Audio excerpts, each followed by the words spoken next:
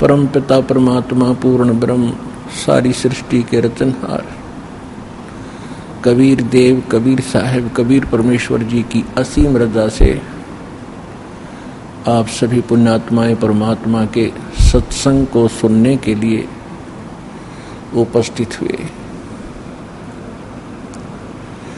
आज का जो समागम है ये उस शुभ दिन के उपलक्ष्य में है जो मानव समाज के लिए कभी भुलाने वाला नहीं है। मानव समाज इसको अपने जीवन में कभी भुला नहीं पाएगा कि जिस दिन मालिक स्वयं आए और हम किस भूल में भटक रहे थे, हमने कितने जन्म बर्बाद कर दिए इस काल की कैद में, और हमने कितनी यातनाएं सहन की। अब परमात्मा के दिए उस अध्यात्म ज्ञान के प्रकाश में आप जी को ये पता चलेगा कि हम कौन हैं, कहाँ से आए थे, हमें यहाँ कौन रोके हुए है, हमारा यह रहने का उद्देश्य क्या है। तो ये जानकारी स्वयं परमात्मा ही बताते हैं। परमेश्वर के अतिरिक्त कोई कितना ही विद्वान अपने आप को समझता हो और चाहे कितना मैं ऋषि मान बैठा हो और आम जीवों के लिए वो चाहे खुदा बना बैठा हो, लेकिन वास्तविकता से वो परिचित नहीं हो सकता, क्योंकि परमात्मा की रची हुई सृष्टि को परमात्मा ही बता सकता है। बाकी तो ये वैज्ञानिक भी अटकलबाजी लगा रहे हैं, परमात्मा के दिए हुए मटेरियल पर, पदार्थों पर अनुसंधान करके अपनी सोच अनुसार ये जो भी निष्कर्ष निकाल रहे हैं, तो ये इनकी अपनी बुद्धि के स्तर की बातें हैं, लेकिन परमात्मा से ये काफी दूर हैं। तो इसी प्रकार जितने भी महापुरुष, ऋषि, महर्षि, संत हुए हैं, जिन महापुरुषों को परमात्मा स्वयं आकर मिले हैं, उन्होंने तो सत्य कहा ही कहा है, लेकिन उनकी गिनती बहुत कम थी। वो संख्या में नाम मात्र रहे हैं और काल के इस अज्ञान को फैलाने वालों की संख्या की कमी नहीं, करोड़ों और अरबों की संख्या में ये रहे हैं। तो कहने का भाव ये है कि आज आपको जो ये शुभ समागम प्राप्त हुआ है, परमेश्वर कबीर जी की असीम रजा समझ लेना आपके ऊपर है। नहीं तो सारा संसार एक पेट के लिए, निर्वाह के लिए सुबह से लेकर शाम तक और रात्रि के समय उसी के चिंतन में स्वप्न आते हैं, उसी के चिंतन में सारा दिन व्यतीत करता है, और जो मिलना है वही मिलता है। क्योंकि सभी, प्रत्येक मानव चाहता है कि मेरे पास बड़ी कोठी हो, जो वर्तमान में एक बहुत बड़ी भूल लगी है मानव के। उसी आधार से सभी चाहते हैं कोठी हो, कार हो, बहुत बड़ा अच्छा व्यापार हो, लेकिन नहीं बन पा रहा। उसका कारण ये है कि अध्यात्म ज्ञान से परिचित ना होने से हम ये भूल गए हैं कि जो मस्तिष्क में लिखा है वही प्राप्त होगा। और यदि हम अपनी इस ओछी सोच से, दुर्बुद्धि के कारण हम अन्य कोई तरीका अपनावेंगे, कोई चोरी करेगा, कोई मिलावट करेगा, कोई रिश्वतखोरी करेगा, तो उसका दुष्परिणाम उसको भोगना पड़ेगा और पैसा रहेगा नहीं, क्योंकि उसकी किस्मत में वो है नहीं। उसका कारण कुछ भी बनो, कोई चोरी हो जावे, कोई बालक घर का सदस्य रोगी हो जावे जिसमें लाखों रुपए लग जावे, या कोई और अन्य हानि हो करके पैसा वहीं उतना ही रहेगा जो उसके मस्तिष्क में लिखा है, और जो अन्य तरीके से, अव्यवहारिक तरीके से जो धन कमाएगा, उसके इकट्ठा करने में, संग्रह करने में जो पाप इकट्ठे हुए हैं, वो उसके पास शेष रह जाएंगे, वो पैसा नहीं रहेगा। ये आप सोच लेना। यदि इस भक्ति मार्ग पर आपने आगे चलना है, परमात्मा के विधान पर कदम पे कदम रख के चलना, फिर आप देखना आपको कितनी सफलता मिलेगी। आपका घर सुखी, आपका शरीर सुखी, आपकी सर्व मनोकामना जो जायज होंगी, जो भगवान उचित समझेगा, वो सब पूर्ण होंगी। ये निश्चिंत होकर इस भक्ति पर लगे रहना। आज का जो समागम है ये परमात्मा के उस प्रगट दिवस के उपलक्ष्य में है, जो परमेश्वर स्वयं सतलोक से चलकर आते हैं, सहशरीर आते हैं भगवान, और सहशरीर फिर पूरा काम अपना करके वो सहशरीर चले जाते हैं। आज तक हमें कोई ये क्लियर करने वाला नहीं था, स्पष्ट नहीं कर पाया कि परमात्मा कौन है, कैसा है, कहाँ रहता है, उसके पाने की विधि क्या है, वो कैसे मिलता है, और जो विधि बताई जा रही है उसका प्रमाण कहाँ है कि उस साधना और विधि से किसी को वो स्थान प्राप्त हुआ हो जिसकी हमें आवश्यकता है। तो ये अभी तक बहुत बड़ी पहेली बनी हुई थी, तो अब परमात्मा ने स्वयं आकर ये सुलझाई है। वैसे तो परमात्मा परमेश्वर कबीर जी चारों युगों में आते हैं।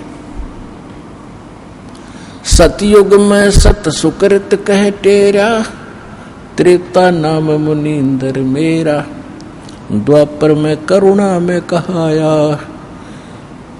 कलयुग नाम कबीर दराया। चारों युग में संत पुकारे, और कूक कहा हम हेल रे, हीरे माणक मोती बरसे, ये जग चुगता ढेल रे।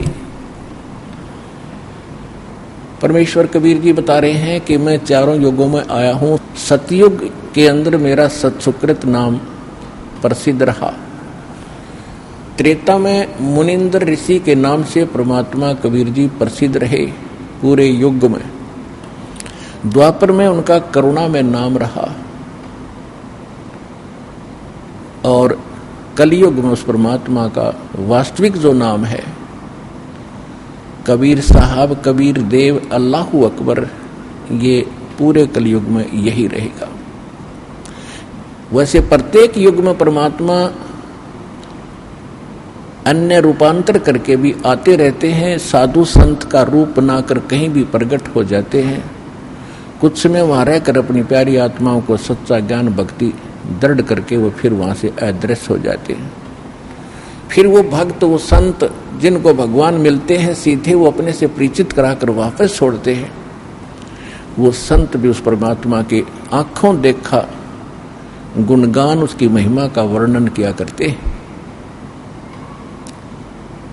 आज आप जी को इस समागम के दौरान अधिकतर परमेश्वर कबीर जी की जानकारी दी जाएगी। वो परमात्मा कौन है, कैसा है, कहाँ रहता है, किसने देखा है। और एक आम कहावत है अपने हिंदुस्तान के अंदर, कोई व्यक्ति कुछ बात कह रहा होता है तो उसको कहते हैं आप कौन से भगवान से मिलकर आए हो जो ऐसी बड़ी बड़ी बातें कर रहे हो। आप जी को उन महापुरुषों के प्रमाण दिए जाएंगे जो भगवान से मिलकर आए हैं। इसको हम मानते हैं कि जो भगवान से मिलकर आया है वो सच्ची कहता है।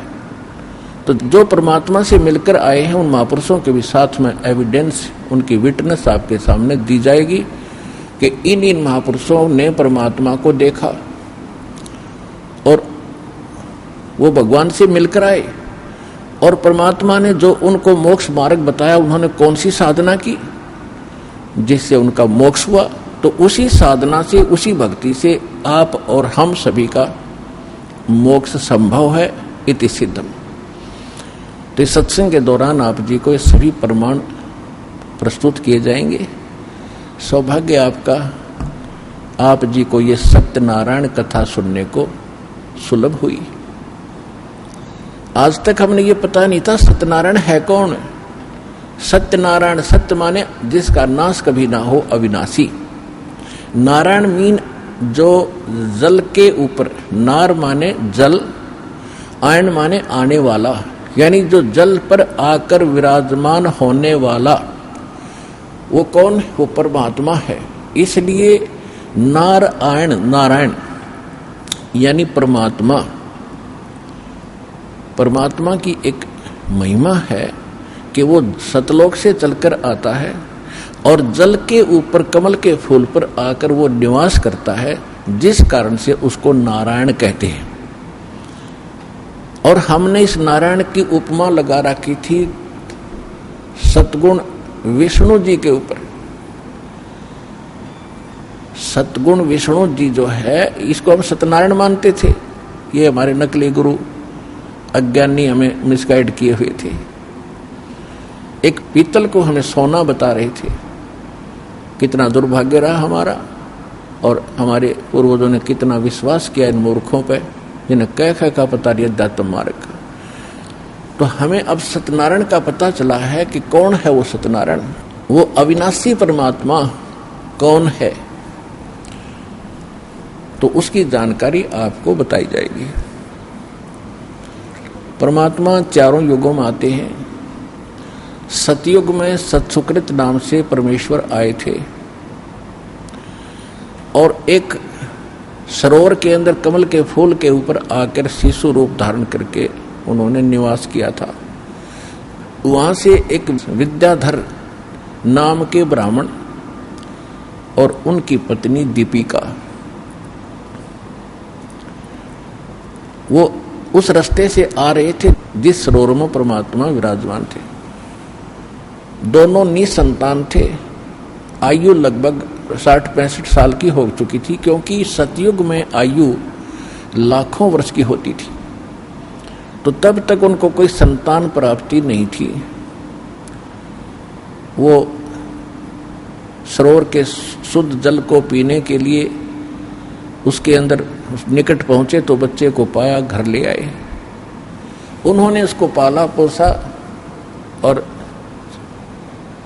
5 वर्ष के आयु से ही परमात्मा अपने जिस उद्देश्य को लेकर आते हैं उस ज्ञान का प्रचार प्रारंभ कर देते हैं।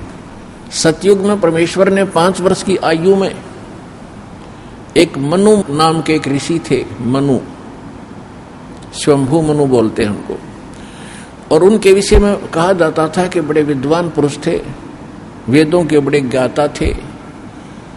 परमात्मा की उनके साथ चर्चा हुई तो परमेश्वर ने कहा क्या कि मनु जी, परमात्मा कौन है, कैसा है। उनकी तो यही कहते हैं आगे पाछे नीम तले, इनकी वही बुद्धि सेट होती थी कि श्री विष्णु जी जो हैं ये सुप्रीम पावर हैं और यही परमात्मा है, अजरो अमर हैं। यही 3 रूप धारण करके ब्रह्मा रूप बनाकर सृष्टि उत्पत्ति करते हैं, विष्णु रूप बना करके ये सतिथि बनाते हैं, पालन पोषण करते हैं, शिव रूप धारण करके सबका विनाश करते हैं।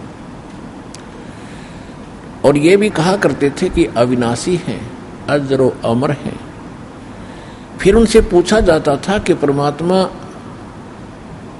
मूलभूत रूप में कैसे हैं, तो कहा करते वो तो निराकार हैं, वो दिखाई थोड़ी देते हैं। समाधि लगाते हैं तो केवल परमात्मा का प्रकाश दिखाई देता है। और समाधि दशा में हमने देखा श्री विष्णु जी ही हमें दर्शन देते हैं। ये काल कैसे छल करता है कि जैसे श्री ब्रह्मा जी, श्री विष्णु जी, श्री शिव जी, ये तो सगुण देवता हैं, इनके सामने रहते हैं, ऋषियों के सामने खूब प्रकट होते हैं, इनको सब मालूम है, क्योंकि इनकी दिव्य दृष्टि काम करती होती थी सतयुग त्रेता कुछ द्वापर तक भी। दिव्य दृष्टि ऐसा होता जैसे हम अपने घर बैठे चैनल में, टीवी के अंदर, और यदि कहीं पर भी कोई कार्यक्रम हो रहा हो, किसी जैसे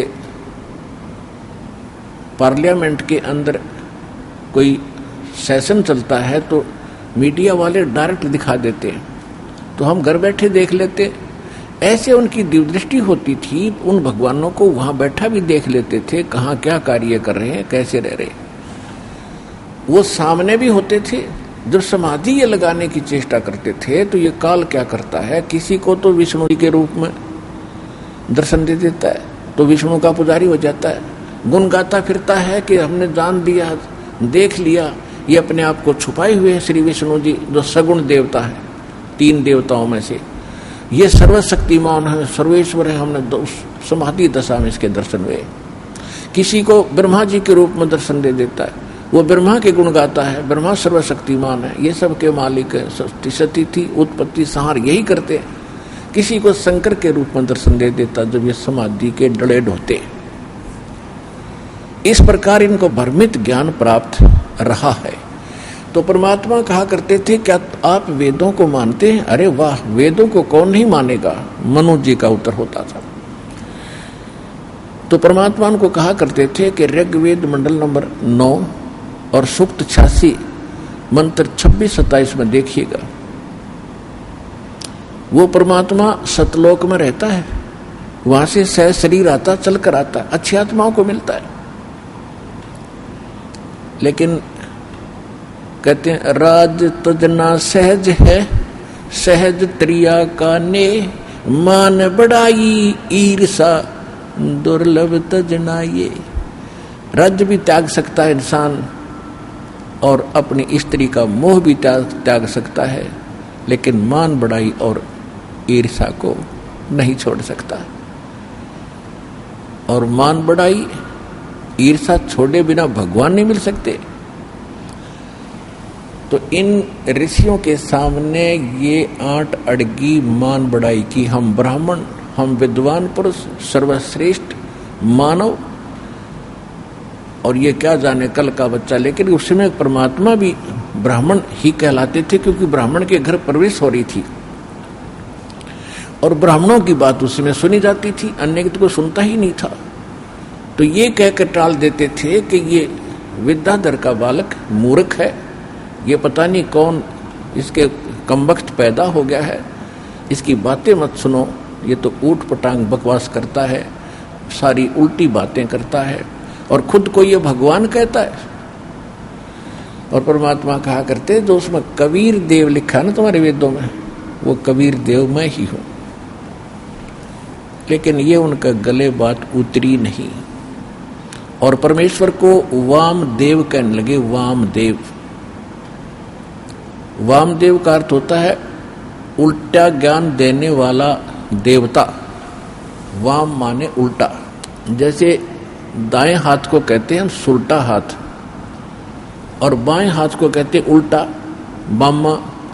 तो ऐसे उन्होंने उसका वामदेव माने उल्टा अर्थ लगाने वाला, उल्टा ज्ञान बताने वाला वामदेव नाम पक गया मालिक का सत सुकृत के स्थान पर, जबकि उल्टा ज्ञान स्वयं दे रहे थे और परमात्मा सत्य कह रहे थे उसके बारे में। ये ऐसा अपना मन गढ़ंत कहानियां बनाकर मालिक की बात मानी नहीं। फिर भी परमात्मा उनको लज्जित बहुत करते थे, शर्मिंदा बहुत करते थे, सभा में खड़े हो जाते थे कि झूठ बोल रहे हो पंडित आप, ऋषि जी आप गलत बोल रहे हैं। परमात्मा वेदों में कोई और लिखा है, उस नर आकार लिखा है, मनुष्यवत लिखा है। लेकिन उसमें इन वेदों को पढ़ने वाले चंद ऋषि होते थे और उनकी रोजी रोटी और प्रभुता उनके साथ अड़ी रही। भगवान के सत्य को उन्होंने स्वीकार नहीं किया। त्रेता में परमात्मा आए थे मुनिंद्र ऋषि के नाम से। अब आपको संक्षिप्त विवरण देकर के पिछला फिर कलयुग के अंदर जो मालिक आए थे उसकी जानकारी, वो लीलाएं आपको अधिक सुनाई जाएंगी, क्योंकि वो तो आज प्रत्यक्ष है हमारे सामने। उन घटनाओं की जो लीला की थी दाता ने, आज भी हमारे पास उनके अवशेष बचे हैं और हमें आसानी से विश्वास हो सकता है कि परमात्मा कैसी लीला करता है और वो कौन है। तो जब परमात्मा त्रेता युग में आए थे, मुनिंद्र ऋषि के नाम से मालिक प्रसिद्ध हुए। उस समय वही सतयुग वाली जो आत्मा विद्याधर की थी, वही आत्मा वेदविद ब्राह्मण के रूप में जन्म हुआ और वही दीपिका नाम की उसकी पत्नी, सूर्या नाम की उसकी पत्नी बनी। उस जीवन में भी वो निसंतान थे। उनको भी परमात्मा त्रेता युग में भी ऐसे ही जल के अंदर कमल के फूल पर शिशु रूप में प्राप्त हुए। और जब भी परमात्मा जिस युग में आते हैं, उनकी लीला कंवारी गायों से, उनकी परवरिश की लीला कंवारी गायों से होती है, अन्यथा वो टच नहीं करते किसी दूध को, जल को, आहार को। फिर कुंवारी गाय लाई जाती है, उस पर परमात्मा का आशीर्वाद होता है, वो दूध देने लगती है जब वो दूध पीते हैं। और वो दूध आता कहाँ से है? सतलोक से आता है। तो इस प्रकार प्रत्येक युग में मालिक की परवरिश की लीला हुई। जब परमेश्वर मुनिंदर नाम से आए हुए थे, धीरे धीरे बड़े हुए। 5 वर्ष की आयु से ही उन्होंने सब विद्वानों के छक्के छुड़ाने शुरू कर दिए। लेकिन इन ऋषियों और ब्राह्मणों का एक स्वभाव बना रहा कि हमसे उत्तम कोई नहीं, जबकि परमात्मा भी ब्राह्मण कुल में ही थे, त्रेता में भी। लेकिन उन्होंने उसको बालक बताया और बालकपन से ही मालिक ने उनके छक्के छुड़ा दिए, सच्चा ज्ञान कहा। तो सभी को ये कहने लगे ये बालक तो मूर्ख है, इसको पता ही नहीं, अभी कोई इसने शिक्षा प्राप्त की नहीं है, ये अभी ऐसे उठपटांग बकवास कर रहा है, जिस कारण से अन्य ब्राह्मणों ने भी उसको अनदेखा कर दिया। फिर भी परमात्मा की लीला अलग रही है। अपनी प्यारी आत्माओं को किसी न किसी तरीके से उनको भक्ति युक्त करते रहे हैं, और जिस कारण से हम आज तक परमात्मा की चाह और तड़प में भटकते रहे। ये उस परमात्मा की देन रही, नहीं तो काल चाहता है कि नास्तिक हो जाए, भक्ति में इनकी रुचि रहे नहीं। ऐसे भक्ति, ऐसा ज्ञान और ऐसा समाधान बता दिया जाता है कि भक्ति करते करते भी हानियां होती रहेंगी, कुछ दिनों के बाद सब नास्तिक हो जाएंगे। लेकिन सतयुग त्रेता द्वापर में पुण्यकर्मी प्राणी जन्म लेते हैं, वो चाहे कुछ भी साधना कर रहे हैं, किसी भी देव की कर रहे हैं, लेकिन उनके पुण्य मिल रहे होते प्रारब्ध के, और वो मान बैठते हैं कि हम जो पूजाएं कर रहे हैं इससे हमें लाभ हो रहा है, या भूल लगी रही अभी तक। अब कलयुग में आके वो बात स्पष्ट होनी थी, क्योंकि हमारे पुण्य तो समाप्त हो लिए, जो विशेष पुण्य थे वो समाप्त हो गए, बहुत कम शेष बचे। और अब हम साधना भी करते हैं और हानि ज्यों की तो हो रही है, और उन्हीं देवताओं को पूज रहे हैं जो परंपरागत हमारे पूर्वज पूजते आए। आज हमारी दुर्गति शुरू होगी उन्हीं साधनाओं को करते करते। फिर हम कहीं और दौड़ते हैं और भागते हैं, किसी संत के पास जाते हैं। तो इससे सिद्ध हुआ कि जो साधना आपकी परंपरागत थी वो नकली थी, यूजलेस थी, आपको कोई लाभ दे नहीं रही थी, और फिर भी कर रहे थे, क्योंकि पहले पुण्यात्माएं थी, उनकी पुकार सुनते थे, क्योंकि उनके प्रारब्ध में, पुण्यों में वो लिखा होता था, उसको दे देते थे। वो मान लेते थे कि हम जो पूजा जिस देव इष्ट की कर रहे हैं, चाहे कोई समाधि पूज रहे हैं, उसने हमें लाभ दे दिया। और अब कलयुग में मालिक को पता था कि ये भी समस्या हल हो जाएगी, ये पूज पाज के छक लेंगे और कोई लाभ होगा नहीं, फिर ये भटकते फिरेंगे और ठग लेंगे सब संत इनको, तब मेरा दास जाएगा 5505 जो वर्ष बीत जाएंगे कलयुग का, सबको सुख देगा, पहचान बता देगा हु इज गॉड, और क्या करता है भगवान, ये सुख देता है भगवान जिसको हम भूल चुके थे।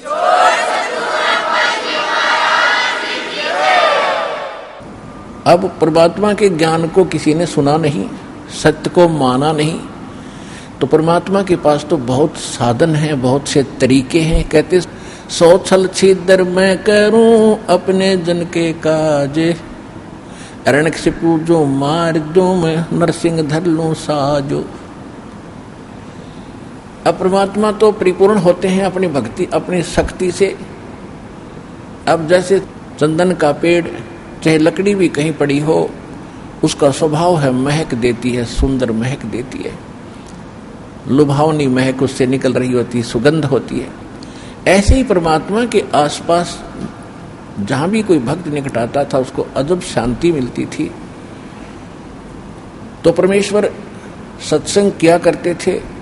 लोग सत्संग को पसंद नहीं करते थे, क्योंकि परमात्मा पहले वाले ज्ञान से हटकर ज्ञान देते थे। लेकिन जो दुखी होते थे उनको परमात्मा अपनी कृपा से सुख देते थे। वो सुखी हुए व्यक्ति 20 व्यक्तियों को जाकर बताते थे कि मुझे ये दुख था, मैं ये ऐसे कष्ट था, ऐसे एक संत आए हुए हैं, मुनिंदर नाम है उनका, और वहां चलिएगा आप भी सुखी हो जाओगे। ऐसे हजारों की संख्या में परमात्मा से इस लाभ को प्राप्त करके बड़े सुखी हुए। उन्होंने जगह जगह जा करके परमात्मा की महिमा बताई कि मुनिंदर नाम के ऋषि स्वयं परमात्मा आए हैं, स्वयं भगवान आए हैं। पुण्यात्माओं, जब तक हमें समय पर रोटी मिल रही है, कपड़ा मिल रहा है, समय पर कपड़ा मिल रहा है, समय पर रोटी मिल रही है, सामने गुट्टी मिल रही है शराब की, और कार और कोठी मिल रही है, हमने जरूरत नहीं भगवान की कति। और जब ये सुविधाएं भी उपलब्ध हों और कोई घर में कष्ट आ जावे, शरीर में कोई दुख हो जाता है, फिर इस जीव को नानी याद आ जाती है। इसको कुछ भी दिखाई नहीं देता, अपनी जान दिखाई देती है। तो ऐसे व्यक्ति वहां आने लगे परमात्मा के पास और वहां से सुख होने लगा। फिर उनको कुछ भी दिखाई नहीं देता था मुनिंद्र जी के अतिरिक्त उस पृथ्वी पर। तो ऐसे लोग परमात्मा के साथ जुड़े थे। बाकी जो विद्वान पाक रहे थे, जिनको समय पर ठीक आहार मिल रहा था, तो वो मालिक से दूर रहे, उनका दुर्भाग्य था। तो यहाँ परमात्मा कहा करते अपनी अमृतवाणी में, जो प्रत्येक युग में आकर ये बोलते हैं, कबीर सुख के माथे पत्थर पड़ो, जो नाम हृदय से जावे, बलिहारी उस दुख के जो पल पल नाम रटाए। परमेश्वर कहते हैं कि आग लगाए से सुख के जो भगवान से दूर करे। हे परमात्मा, वो दुख भी भला जिससे मालिक की तड़फ बनी, परमात्मा की चाह बनी, उसकी याद बनी रही। अब जैसे कोई सुखी व्यक्ति है, अब सुखी भी भक्ति से जुड़ता है तो बहुत ही पुण्यकर्मी प्राणी है, वो तो बहुत पुण्यकर्मी प्राणी है। लेकिन वो सुखी जो जुड़ा है वो डगमग हो सकता है, वो विचलित हो सकता है कभी। और जो दुख में आकर यहाँ जुड़ेंगे और उनको मालिक सुख देगा, क्योंकि आज तक आप सब जगह घूम फिर लिए। ऐसा समय सेलेक्ट किया दाता ने, क्योंकि संतों का बोलबाला सैकड़ों वर्ष से है। राधा स्वामी पंथ लगभग 100-150 वर्ष पहले से चला हुआ, और इसकी तो पता नहीं कितनी ब्रांचें हैं, और इनके पास सब भटक के, लुट के, पट के और सर्वनाश करा के अब यहाँ आ रहे। तो अब बहुत उस पर दया होगी जो पहले भटक लिया। और यहाँ आने के बाद, क्योंकि परमात्मा ने सुख तो देने ही अपने हिसाब से देना है। कैसे देना है? जैसे कोई ताता चल देख लेता हूँ, आराम होगा तो ठीक से, नहीं तो नहीं, तो उसको फिर ऐसा ही मिलेगा राहत। और जो कति सच्चे दिल से समर्पित होकर के भी कहीं मुझे तो ठिकाना रहा नहीं, और फिर रोवा मालिक के चरणों में, प्रतिदिन देखना उसको कितना सुख मिलेगा। तो परमात्मा से लाभ लेने का हमने एक तरीका बता रखा है, उस तरह आपने समर्पित होना पड़ेगा। और फिर देखना सपने में भी किसी अन्य इष्ट या संत के प्रति आपका भाव न जावे, इस परमात्मा के अतिरिक्त, इस दास के अतिरिक्त, और फिर देखना मालिक का लाभ।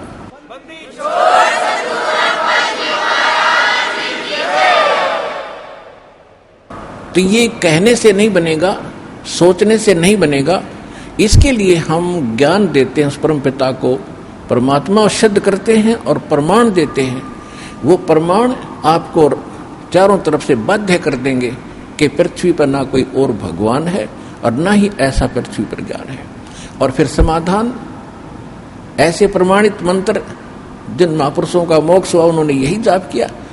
तो इन सब से फिर आपका भावना अपने आप बनेगी, निसंशय हो जाओगे, डाउटलेस हो जाओगे। फिर अपने पृथ्वी पर कुछ दिखाई नहीं देगा। और फिर देखना भगवान के हाथ रोजाना लाभ देना, सपने में भी सुख देगा, जागृत का तो कहना ही क्या। तो ये ऐसा परमात्मा